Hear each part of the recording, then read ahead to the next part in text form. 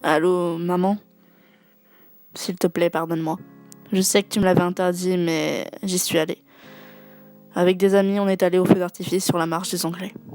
Tout se passait bien, mais c'est arrivé. Le drame est arrivé. Un camion fonçant sur la foule a débarqué et il percutait tous ces innocents.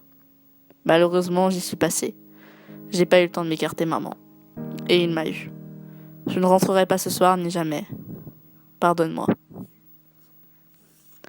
Le monde a été Charlie, Bruxelles, Orlando, Bagdad et maintenant il est Nice. La France pleure encore d'un attentat qui n'aurait pas dû avoir lieu, d'un attentat qui n'a fait que gâcher une date importante pour ce pays.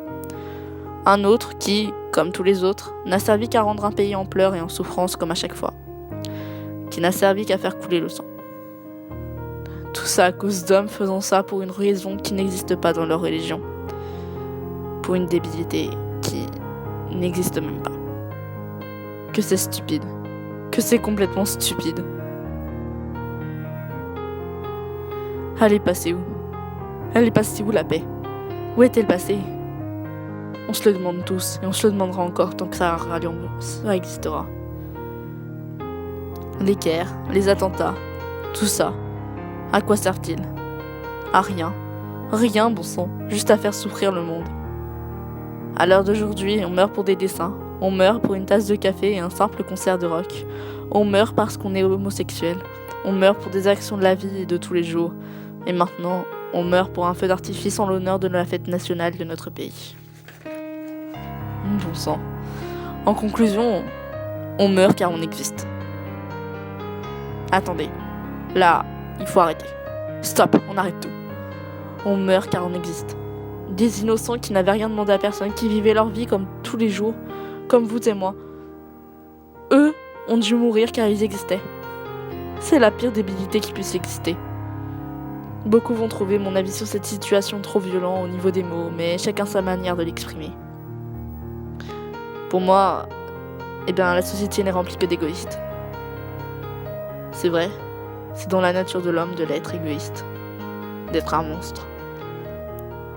Beaucoup ne comprennent pas que on peut être vivant et un jour et le lendemain, notre vie peut s'arrêter en un fragment de seconde si rapide que le trou noir de la mort nous arrive dessus sans qu'on ne le voie.